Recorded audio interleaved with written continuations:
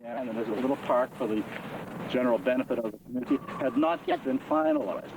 And that was in October of '91. Then she sent me a letter, and when the authorities decided to extend Dudley Avenue north from Elgin to John Street, cutting a swath through our property, passing within inches of our kitchen door. We moved from the house in May of 1967, and at that time offered to donate a portion of the land in memory of Ann Preston, prayer house, and the cement well cap, which I believe was put in place by Mr. Clark in '57, I could be correct. And they're to erect a suitable fence in the area, and we still have a commitment that a fence will probably be placed. Today has a greater extent of detail than the plaque there. Undertake to keep the park neat and clean, and the town has certainly done that. And arrange for an on-site ceremony. The first ceremony, I think, there was a ceremony associated, started around the mid-'70s. A large, beautiful stone from northern Ontario was placed at the entrance, and a copper plaque describing the life of Holy Ann was attached to the stone. My husband and I were not informed of that, and consequently were not able to attend. And the council of the town of Markham, as you all know, the mayor is in the hospital, or I'm sure he would have been delighted to be here with us this afternoon. I'm also Cleveland Avenue, which is right across the street from Yorkdale Shopping Center. And I used to spend some time there in the summer, and one rainy day I was kind of bored, and I went looking through her bookcase and found this book called Holy Ann, an Irish Saint. And I read it, and I've never really completely forgotten it.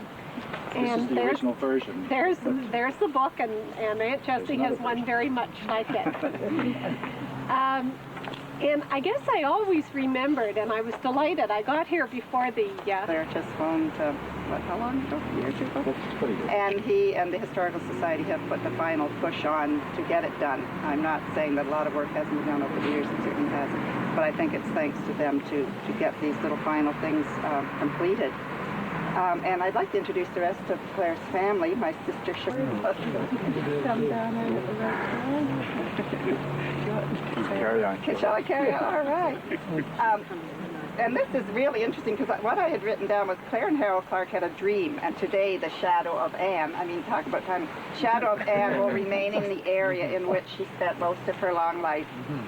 And Mr. Stecyk has given a lot of the history behind this dream, and Claire wanted me to come to North America, knock on the door, and minister one time spent an hour in the home, apparently, just to get the atmosphere before his sermon, and people would ask for a drink of water. And even in Florida, apparently, they met someone, and when they said they were from Thornhill, they knew it immediately. Couldn't you have left it all in the well? Let me tell you the official version of the story of Holy Ann. I'll try and do it quite quickly, then we can adjourn for some hot apple cider. And Holy Ann herself will make all the necessary corrections. Just to see if I could find a few things that I still remembered, and I came to this spot first. But I was saddened to see that old Dr. Reed's home was gone. After much controversy, because many people hoped to have it saved. And next I went down John Street and was thrilled and surprised to see my little cottage standing at what is now 32 John Street. And I remember it wasn't long after I left the village that they moved it from Elgin and Young across the fields about 1896. Now I'm going to just help you a little tiny bit, like just a tiny clap. You'll just hold this, please. If you'll just hold that. If you want to take some, we're going to hold that for a minute. I'd like you to take some pictures. If anybody wants to take some now. There you are. Are you cold? Are you anxious to get some hot cider? Okay. Let's, how be if you're closer, how be if you let go of the cord and keep pulling? How does that sound? You pull this down, good for you. Now the two of you would just grab this and pull it down. Pull it, keep pulling. Keep pulling, don't stop now. Yes. Whoa. Thank you very much. That's fine. We'll have to come back for this at any rate, so we're going to go down and stuff. Yeah, good job. Thank you.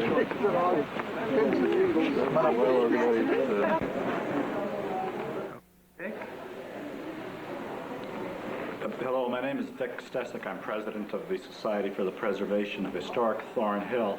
This afternoon we had unveiled a plaque commemorative of Holy Ann Preston and some of the miracles that were associated with her life in Thornhill from about 1840 to the early 1900s. About 40 people participated in this plaque unveiling ceremony, and we invite you to look at Answell Park, come to Answell Park in Thornhill at the corner of Dudley and Eglinton, and read the plaques on your own. Thank you.